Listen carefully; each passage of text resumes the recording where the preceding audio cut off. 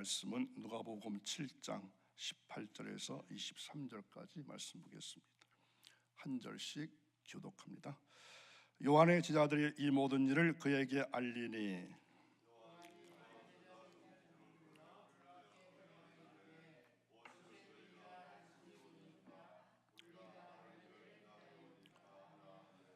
그들이 예수께 나아가 이르되 세례 요한이 우리를 보내어 당신께 여쭈어 보라고 하기를 오실 그이가 당신이 오니까 우리가 다른 일을 기다리오리까 하도이다 하니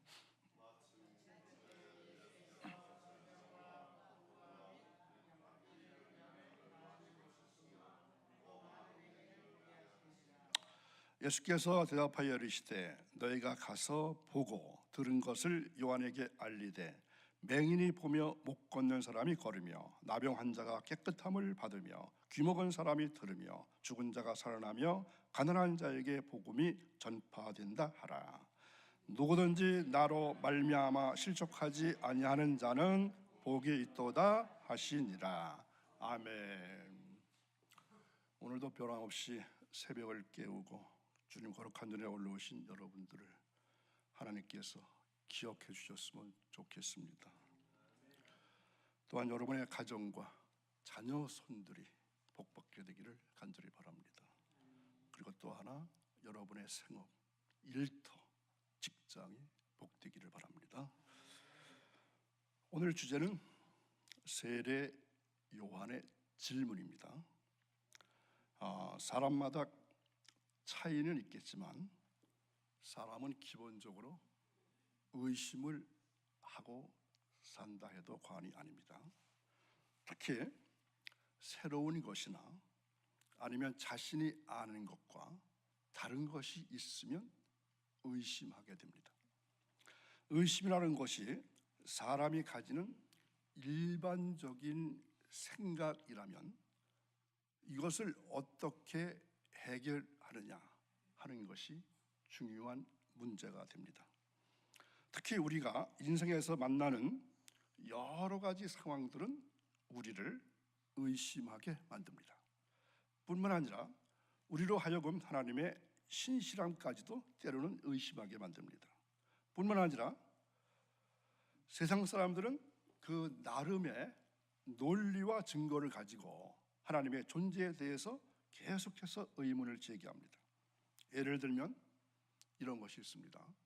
착한 사람이 고통을 당하고 반대로 악한 사람들이 번창할 때 우리는 하나님의 공의에 대해서 의심을 품게 됩니다. 여전히 계속되는 나의 실수와 죄로 인해서 하나님을 두려워하고 또 그분의 용서하심과 사랑에 대해서도 의심하기도 합니다. 믿음으로 순종했는데 그 결과가 오히려 좋지 않을 때 우리는 의심이라고 하는 수렁에 빠질 수도 있습니다. 오늘 본문의 세례 요한도 그러한 의심이라고 하는 문제를 가지고 있습니다. 그래서 요한은 예수님께 질문합니다. 요한이 예수님께 했던 이 질문은 요한뿐만이 아니라 우리 모두도 모든 사람이 답해야 하는 너무나도 중요한 질문입니다. 이 질문에 답하는 사람, 그래서 질문에 대해서 올바르게 반응하는 사람은 복이 있습니다. 세례 요한이 헤롯 왕으로 말미암아서 옥에 갇혀 있었던 그 즈음에 요한은 자기 제자들을 시켜서 예수님께로 보내가지고 이상한 질문을 하도록 했습니다. 그 질문의 내용이 이러합니다. 오실 그이가 당신이 오이니까 우리가 다른 일을 기다리오리까? 오실 그이가 당신입니까? 아니면 우리가 다른 사람을 기다려야 되는 것입니까? 이 질문의 요지는 우리가 당신을 우리의 메시아로 믿어도 좋으냐, 아니면 그렇지 않으면 다른 메시아를 기다려야 하느냐 하는 질문으로서 세례 요한에게는 의외의 질문이었고 예수님께는 실로 어처구니 없는 그러한 물음이었습니다. 우리는 이 경우에서 메시아의 잘못된 지식이 가져오는 무서운 결과와 환경의 지배를 받을 수밖에 없는 인간의 연약성을 바라보게 되는 것입니다. 이때 세례 요한은 어떠한 상태입니까? 분봉왕 헤롯의 불륜적인 결혼을 책망하다가 핍박을 받아 옥에 갇혀 있었습니다.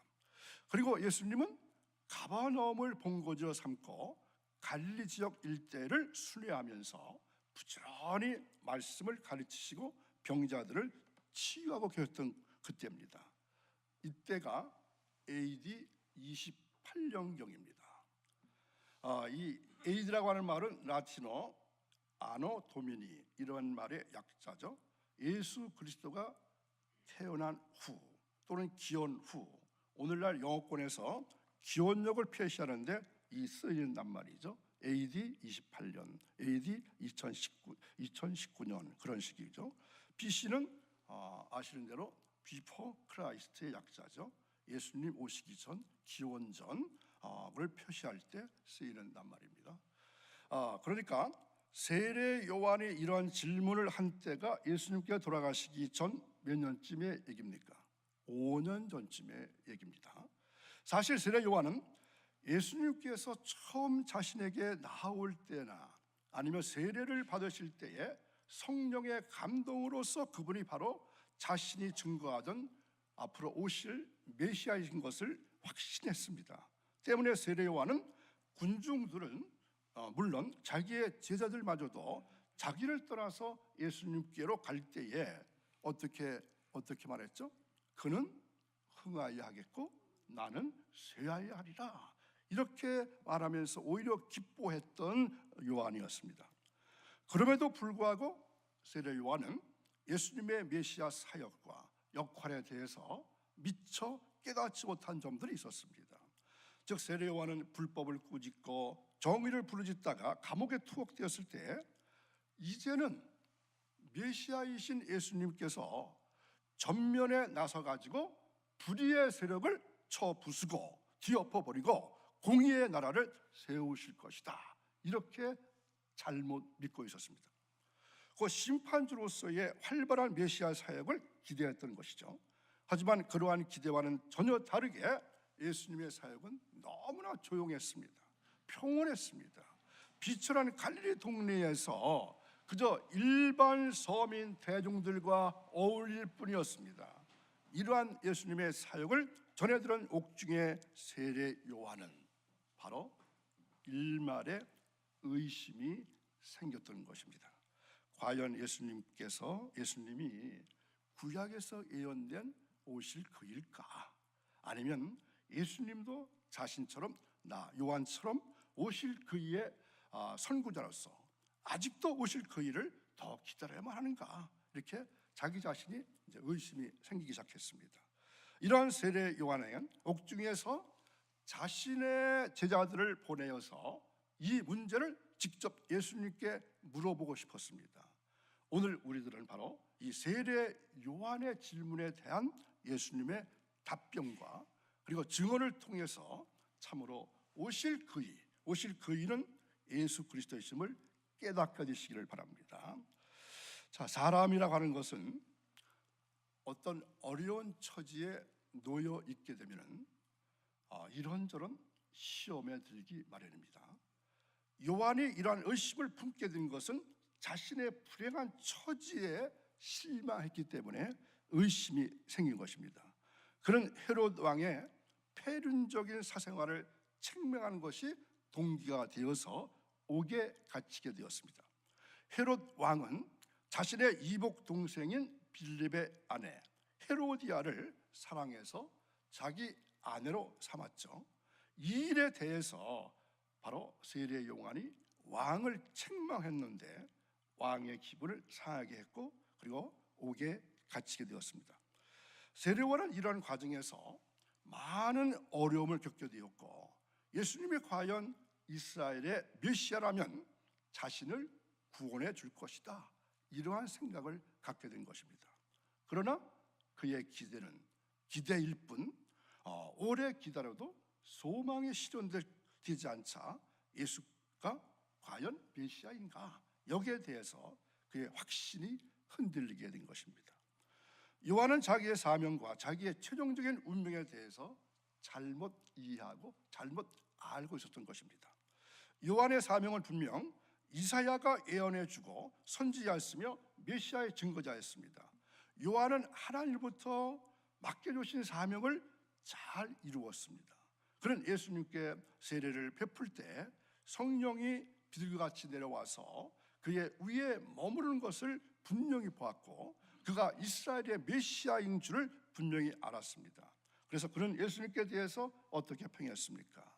보라, 세상 죄를 지고 가는 하나님의 어린 양이로다, 이렇게 증거하게 됐습니다. 요한은 예수님의 사역과 자신의 사역에 대해서 그는 흥하여야 되겠고 나는 쇠해야 하리라고 분명히 말한 적도 있었습니다.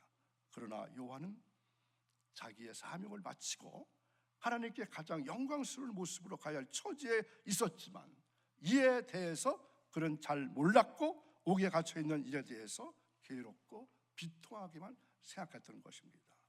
자, 요한은 자기 제자들을 그래서 예수님께 보내가지고 메시아의 여부를 본인에게 예수님께 직접 확인해 보겠다는 결심을 가지게 됩니다. 스승에 보내심 받은 요한의 제자들은 예수님께 가까이 갔습니다. 그리고 이처럼 물었습니다. 자, 읽은 말씀 7장 19절을 다시 보겠습니다. 7장 19절 함께 있습니다. 요한이 그 제자 중 둘을 불러 주께 보내어 이르되 오실 그이가 당신이 오니까 우리가 다른 일을 기다려오리까 하라 하매. 아멘. 자, 요한에게 닥쳐온 일은 분명히 시험입니다. 그러면 왜 요한은 이러한 시험에 들은 것입니까? 요한도 다른 유대 사람들처럼 잘못된 메시아관을 가지고 있었기 때문입니다. 유대인들은 아직도 옛날이나 지금이나 초림하신 예수님, 말구에 태어나신 그 예수님은 너무나도 유약한 모습을 지니고 있었기 때문에 영광스러운 모습으로 오셔서 그들을 다스릴 메시아로 인정하지 않았습니다. 그들이 바라는 메시아는 빵빠레를 울리고 메시아의 영광의 모습으로 오셔서 혁명적인 방법으로 이스라엘을 그 위기에서 구원해 줄 이스라엘의 왕으로서의 메시아를 기대하고 있었던 것입니다. 세례 요한도 똑같았습니다. 이처럼 그런 초림과 재림의 사역에 대해서 메시아적인 분명한 지식을 가지고 있지 못한 것으로 인해서 시험에 들게 된 것입니다. 자, 세례 요한의 제자들이 예수님께 찾아왔을 때 예수님은 어떠한 상황이었습니까? 마침 예수님께서 질병과 고통과 그리고 악귀 들린 자를 고쳐주시면서 소경을 보게 하는 그러한 때였습니다. 예수님은 그들에게 세례 요한에게 가서 본대로 이렇게 말하라, 이렇게 대답합니다. 자, 그 말씀 7장 22절을 다시 보겠습니다. 함께 읽습니다. 예수께서 대답하여 이르시되 너희가 가서 보고 들은 것을 요한에게 알리되 맹인이 보며 못 걷는 사람이 걸으며 나병 환자가 깨끗함을 받으며 귀 먹은 사람이 들으며 죽은 자가 살아나며 가난한 자에게 복음이 전파된다 하라. 아멘. 자, 예수님은 이 말씀으로 요한에게 이사야가 예언한 메시아의 사역에 눈을 뜨게 하려고 이렇게 제자들이 너희들이 보고 들은 것을 그대로 가서 내 스승인 요한에게 전하라, 이렇게 했던 것이죠. 근데 이 말씀은 구약 성경인 이사야서 35장에 나타나 있는 말씀을 인용하는 것입니다. 자, 이 말씀을 안 읽을 수가 없습니다. 이사야서 35장 5절 6절을 다시 읽습니다. 그때에 맹인의 눈이 밝을 것이며 못 듣는 사람의 귀가 열릴 것이며 그때에 저는 자는 사슴같이 뛸 것이며 말 못하는 자의 혀는 노래하느니 이는 광야에서 물이 솟겠고 사막에서 시내가 흐를 것임이라. 아멘. 이사야의 예언은 메시아 왕국에서의 인간의 온전한 회복과 아울러서 메시아의 사역에 있어서의 예언이었기 때문에 예수님은 요한이 이사야로 증거된 메시아의 선지자로서의 사명자라면 깨닫고 알아야 한다, 이러한 뜻에서 이런 말씀이라고 볼 수 있습니다. 소경에 눈을 뜨게 하고 문둥병 자를 깨끗하게 하게 하고 죽은 자를 살리는 역사는 메시아에게 부여된 하나님의 권능이심을 이처럼 전하게 되었습니다. 예수님은 요한의 제자들이 돌아가서 이 모든 일을 고할 때 세례 요한의 눈이 열려서 예수님의 메시아 되심을 알게 될 것이라고 믿으신 것입니다. 그런데 믿지를 못했죠. 자, 요한복음 10장 37절에 있는 말씀을 보겠습니다. 함께 읽습니다. 만일 내가 내 아버지의 일을 행하지 아니하거든 나를 믿지 말려니와 내가 행하거든 나를 믿지 아니할지라도 그 일은 믿으라. 그러면 너희가 아버지께서 내 안에 계시고 내가 아버지 안에 있음을 깨달아 알리라 하시니. 아멘. 이게 무슨 말입니까? 내가 하는 일이 하나님의 일 같으면 너희들이 믿고 그렇지 않으면 믿지 말라, 이 얘기입니다. 오늘 우리들은 본문의 말씀을 통해서 구약에 예언되고 약속된 오실 그이는 바로 2000년 전 유대 땅 베들레헴에서 태어나셨고 갈릴리에서 사역하셨으며 예루살렘에서 십자가를 지신 그분 예수 그리스도임을 확실히 믿으시기를 바랍니다. 그러한 믿음으로 예수 그리스도께서 전한 지혜의 말씀을 마음에 영접하고 받아들일 삶 속에서 실천하는 참 지혜의 자녀 되시길 바랍니다. 그리고 신약에서 예언되고 약속된 오실 그 일을 또한 준비하는 마음으로 기다리시길 바랍니다. 그분은 장차 하늘의 왕권을 가지시고 천군 천사들과 함께 이 땅에 다시 오실 재림의 주님, 곧 예수 그리스도이십니다. 참으로 우리가 오신 예수님을 바로 알고 잘 영접할 때 또한 장차 오실 예수님도 실수 없이 잘 영접하게 될 것입니다. 예수님은 나를 인하여 실족하지 않는 자는 복이 있다고 하셨습니다. 그리스도 때문에 실족하지 않는 자가 복이 있습니다. 이것은 그리스도 때문에 인내하고 그리스도 때문에 소망을 가지고 그리스도 때문에 위로를 받는 사람들을 말합니다. 어려운 환경, 고통 가운데서 그로 인하 실족치 않는 복 있는 성도가 될 수 있기를 간절히 바랍니다. 예수님을 이미 믿은 분들도 살아가면서 예수님에 대해서 또는 진리에 대해서 의심할 때가 있습니다. 하나님의 위대한 선지자라고 했던 요한도 의심했으니까요. 이게 정말 진짜인가는 생각이 들 수 있습니다. 어찌 보면 의심은 좋은 일일 수도 있습니다. 왜냐하면 의심은 우리로 하여금 진리를 추구하게 만들 수도 있기 때문입니다. 그러니 믿는 바를 더 분명하기 위해서 의심을 가지고 나가는 것도 필요할 때가 있습니다.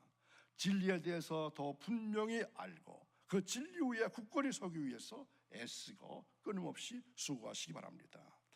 자, 혹시 여러분 중에 현재 여러분 중에 요한이 그랬던 것처럼 의심의 시기를 지나고 있는 분이 계신가요? 지난 게 아니라 지금 지나고 계시는 분이 계신가요? 지금 나의 인생이 너무 힘겹고 어렵게 느껴지십니까? 때때로 하나님께 이런 질문을 할 수 있습니다. 하나님, 지금 당신은 어디에 계신가요? 지금 제가 너무나 힘든데 제 인생 가운데 당신은 무엇을 하고 계십니까? 만약 그렇다면 하나님의 은혜와 자비를 이 시간 구하십시오. 주님께서 이 힘든 과정에 있는 나를 붙잡아 주시기를 간구하십시오. 그러면 그 어려움이 내가 더 성장하는 기회가 될 수 있습니다. 우리 주님께서 강한 손으로 붙잡아 주실 것이기 때문입니다. 그러나 의심을 뛰어넘어서 진리를 찾기를 바랍니다. 도움을 요청하시기 바랍니다. 그러면 하나님의 특별한 축복을 이 아침에 이 시간에 경험하게 될 수 있습니다. 2000년 전에 이 땅에 오신 예수님은 사람들이 기대했던 그러한 모습은 아니었습니다. 하지만 정말로 사람에게 필요한 모습으로 이 땅에 오셨습니다. 주님은 세상을 정복하고 이 땅에 속한 나라를 세우려고 오신 것이 아닙니다. 주님은 먼저 사람의 마음을 정복하려고 오셨습니다. 사람들의 강팍한 마음을 만지시고 얼어붙은 마음을 녹이셔서 그들의 마음을 바꾸려고 오신 것입니다. 그 예수님께서 여러분의 마음을 두드리십니다. 여러분과 영원히 함께하기를 원하십니다. 그 예수님을 그저 믿음으로 받아들이기만 하면 되는 것입니다. 우리의 인생 가운데 의심이 생길 때 내 인생의 초점과 방향을 보다 덜 나 자신에게 두고 보다 더는 주님께 두십시오. 그러면 보다 더 선명한 답을 볼 수 있을 것입니다. 그렇게 함으로 주님이 보여주시는 답을 받아들이고 주님이 보여주시는 길을 믿음으로 따라가는 여러분 모두가 되시기를 이 아침에 간절한 마음으로 축원합니다. 기도하시겠습니다. 거룩하신 하나님 아버지, 눈이 있어도 보지 못하고 귀가 있어도 듣지 못하는 어리석은 저희들입니다. 저희들이 어렵고 힘들 때 때로는 주님을 분명히 믿지 못하고 의심할 때도 있었습니다. 저희들의 믿음 없음을 용서하옵소서. 저희들에게 더욱더 굳건한 마음을 더하여 주옵소서. 매일같이 새벽을 깨우고 새벽기도를 쌓고 있는 주님의 귀한 성도들을 특별히 기억해 주옵소서.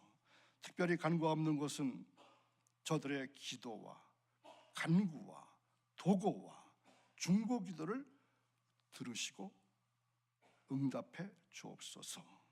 뿐만 아니라 저들의 생업을 축복해 주셔서 재물 얻을 등을 허락해 주셔서 가정경제가 어렵지 않게 도와주시고 물질 때문에 어려움을 당하거나 시험을 당하지 않도록 재물 얻을 등을 허락하시기를 간절히 원하며 예수님의 이름으로 기도하옵나이다. 아멘.